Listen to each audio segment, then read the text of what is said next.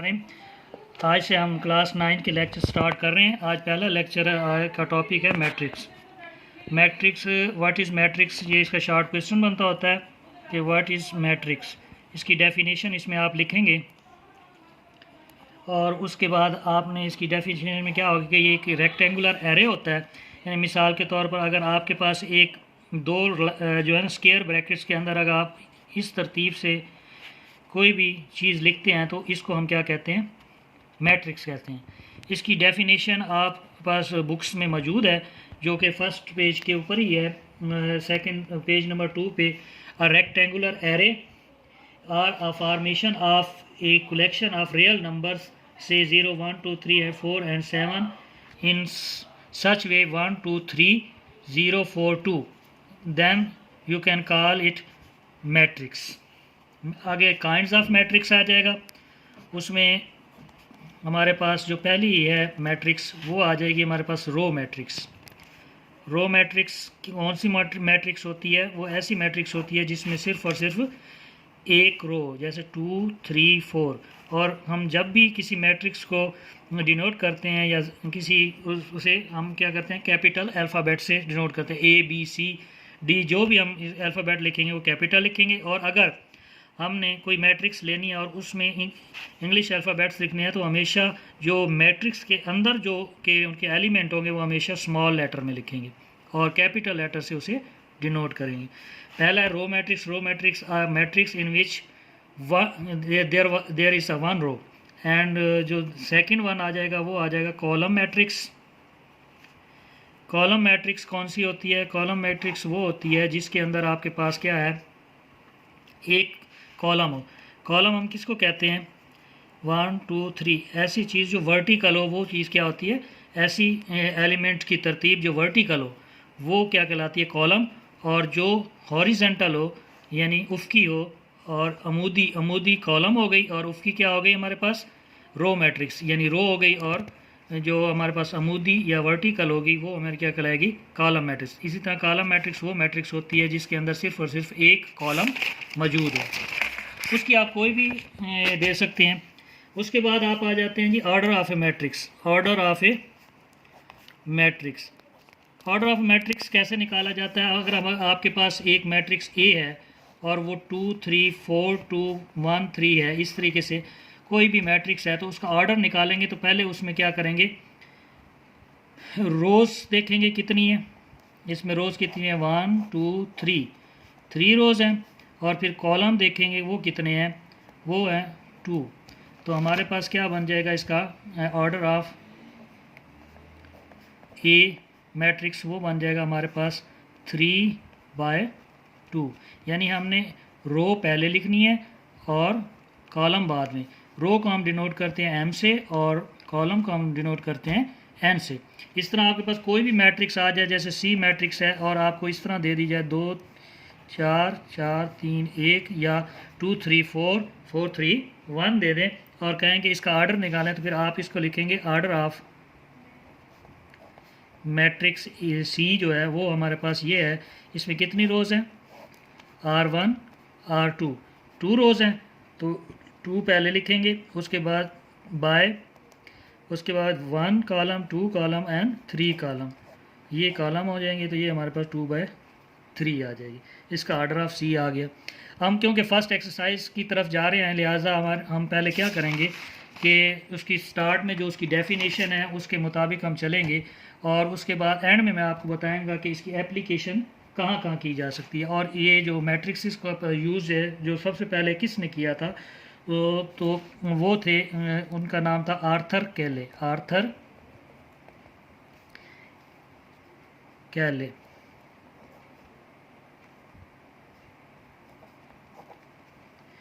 Arthur कैले ने सबसे पहले जो थ्योरी ऑफ मैट्रिक्स को जो है ना 1858 में इंट्रोड्यूस करवाया था। और इसकी जो इसकी एप्लीकेशन है वो जो है हमारे पास किस किस में हो सकती है? स्टैटिस्टिक्स में हम अप्लाई कर सकते हैं। उसके अलावा हमारे पास एस्ट्रोनॉमी में अप्लाई होती है, उसके अलावा फ़िज़िक्स में होती है ये, और इलेक्ट्रॉनिक्स में भी यूज़ होती है, और branches of other branches of science, मुख्तलिफ ब्रांच जो साइंस की हैं उसमें इस्तेमाल होती है। यानी इसकी एप्लीकेशन जो है, एप्लीकेशन ऑफ मैट्रिक्स क्या है? एप्लीकेशन ऑफ मैट्रिक्स क्या है? फर्स्ट ऑफ ऑल ये मैथमेटिक्स में यूज़ होती है, दूसरे फिज़िक्स में यूज़ होती है, स्टैटिस्टिक्स में यूज़ होती है। उसके बाद आ जाएं आप इलेक्ट्रॉनिक्स में यूज़ होती है,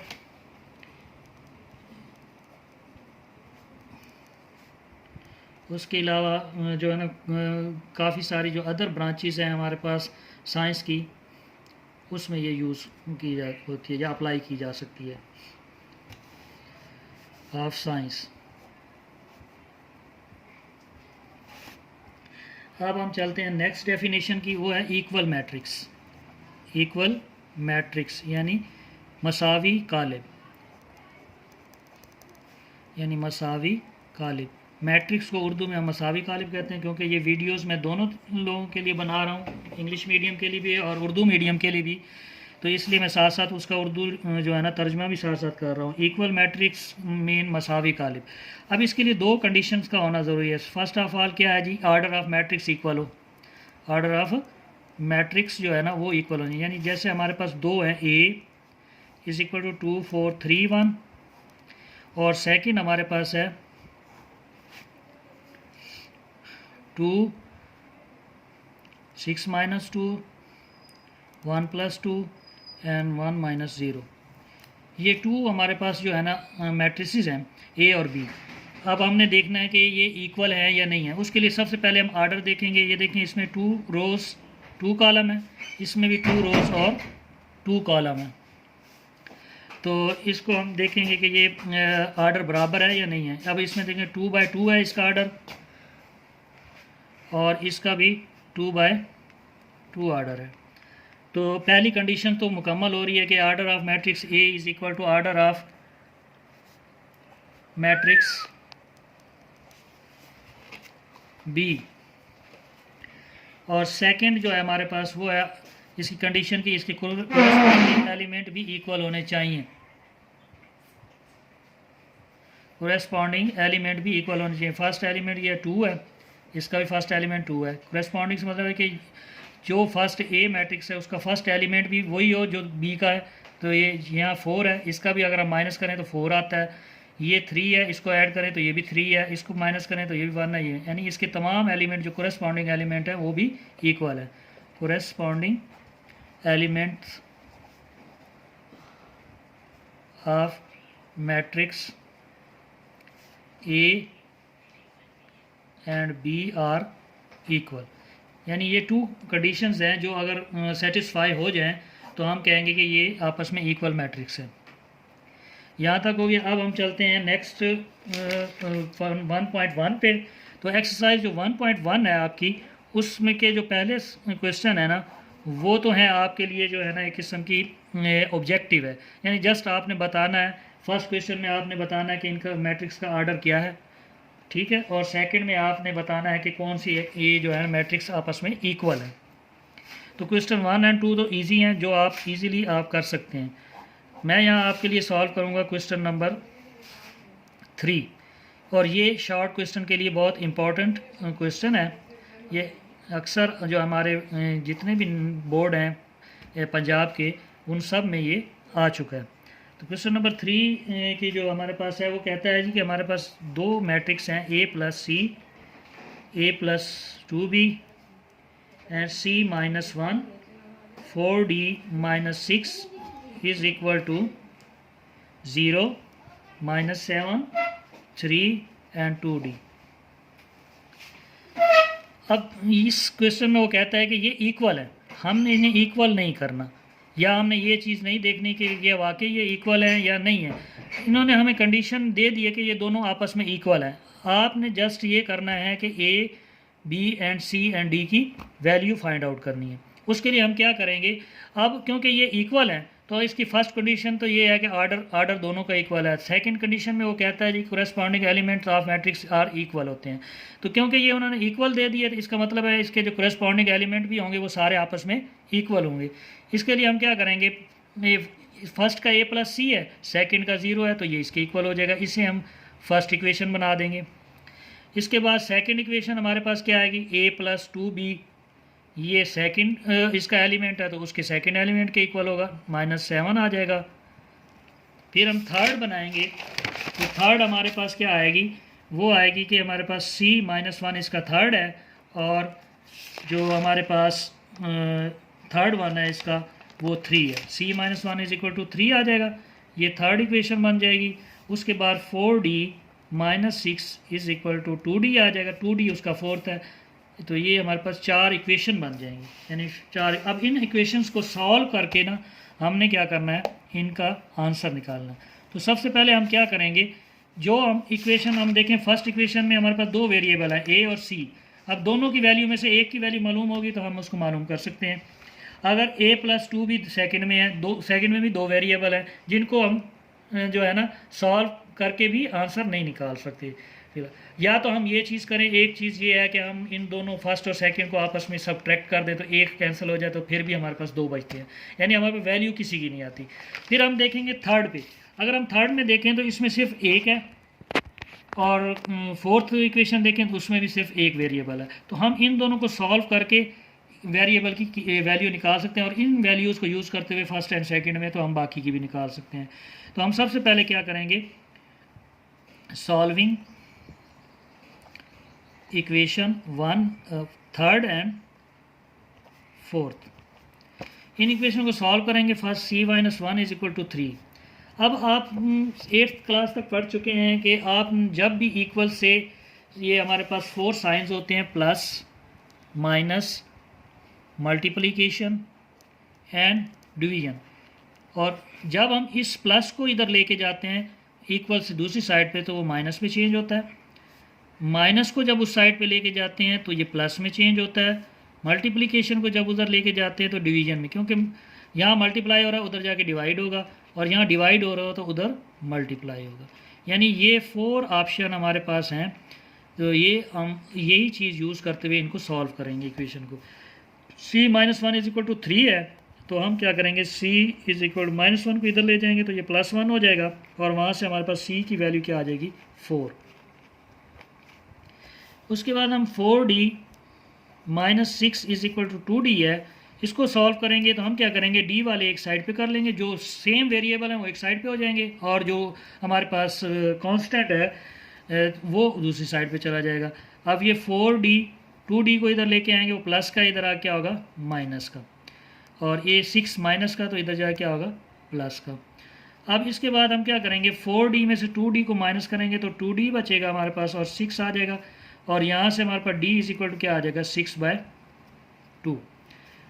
2 1 ज़ार 2 करेंगे और 2 3 ज़ार 6 आ जाएगा, तो हमारे पास क्या आ जाएगी, D की वैल्यू 3। अब हम देखें कि इक्वेशन फर्स्ट में हमारे पास है A+C, तो हम क्या करेंगे, using value of C in equation 1। Equation 1 हमारे पास थी A+C is equal to 0। A is equal to क्या आ जाएगा, A+4 इज इक्वल टू 0, और वहाँ से हमारे पास A इज इक्वल टू क्या आ जाएगा, 0, 4 इज 0 -4 होगा, और A इज इक्वल टू क्या आ जाएगा, -4। ठीक, उसके बाद हमारे पास अब A की वैल्यू हमारे मौजूद है। सेकंड इक्वेशन हमारे पास A+2 भी है, तो हम क्या करेंगे कि A+2B को यूज़ करेंगे, उसमें क्या किसकी वैल्यू यूज़ करेंगे, A की वैल्यू यूज़ करेंगे, using value of A in equation 2। Equation 2 हमारे पास क्या थी, A+2B इज इक्वल टू -7। अब हम क्या करेंगे, A की वैल्यू हमारे पास क्या है, -4 है, plus 2B is equal to -7, तो 2B इज इक्वल टू क्या आ जाएगा, -7 + 4। 2B इज इक्वल टू क्या आ जाएगा, -4 में से +4। जब हम सब्ट्रैक्शन करते हैं ना, तो अगर सब्ट्रैक्शन उस वक्त होती है जब दोनों साइन जो हैं वो क्या हों, अपोजिट हों, एक माइनस का हो एक प्लस का हो, तो सब्ट्रैक्शन होती है, लेकिन आंसर वो उस साइन का आता है जो वैल्यू बड़ी होगी। अब 7 नंबर के लिहाज से बड़ा है तो 4 नंबर के लिहाज से छोटा है। जब 7 में से 4 को सब्ट्रैक्ट करेंगे तो आंसर हम क्या देंगे, 3। तो 3 अब कौन सा आएगा, वो प्लस का आएगा या माइनस का आएगा, तो उसके लिए हम देखेंगे कि जो वैल्यू बड़ी है उसका साइन क्या है, उसका साइन है माइनस, तो इसका आंसर क्या आ जाएगा -3।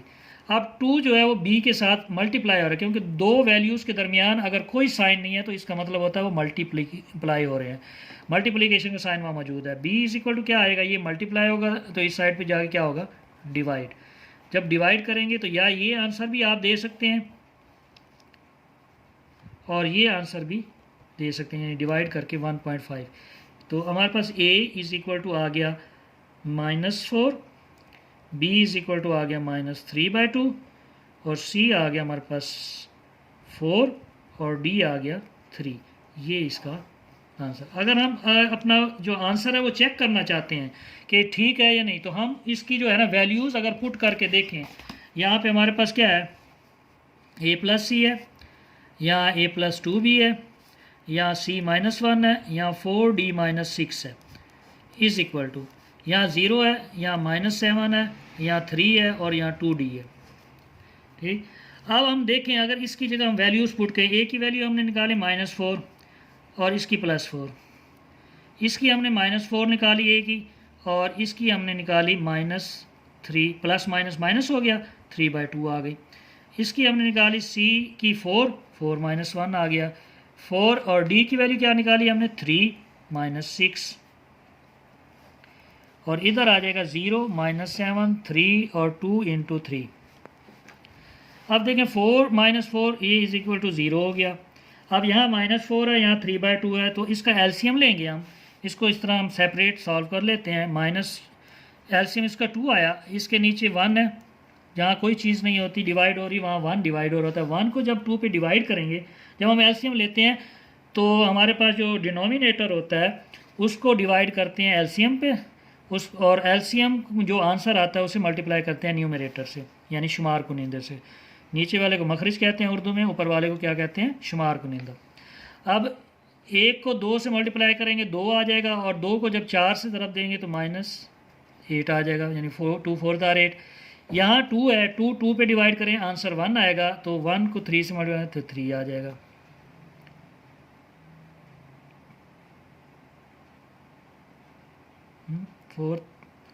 -4 है ना, यहाँ 2 है, यहाँ 2 होगा, 2 से माइनस होगा तो हमें इसके एलसीएम लेने की ज़रूरत नहीं है। 2 से मल्टीप्लाई हो जाएगा तो 2 से कैंसिल हो जाएगा, -4 -3 -7 आ जाएगा, 4 में से 1 गया 3 आ जाएगा और उसके बाद 4 3 12, 12 में से 6 गया 6 आ जाएगा और इज़ इक्वल टू आ जाएगा 0 -7 3 और 6। अब देखें ये हमने आंसर चेक कर लिया कि हमारा आंसर ठीक है या गलत है, यानी अब हमारा आंसर करेक्ट है। जब हमने जो वैल्यूज़ निकाले इसमें पुट किया तो ये दोनों आपस में इक्वल हो गए। यहाँ से हमें पता चल गया कि हमने क्वेश्चन क्या है सही सॉल्व। ये इसलिए है, ये आपने क्वेश्चन के अंदर नहीं करना, ये जस्ट आप रफ वर्क में चेक कर सकते हैं कि भाई आपने जो आंसर निकाला है तो वो क्या करेक्ट है या नहीं है। तो ये था आज का हमारा लेक्चर। इंशाल्लाह नेक्स्ट में मैं 1.2 के साथ हाजिर होऊंगा। Thank you very much and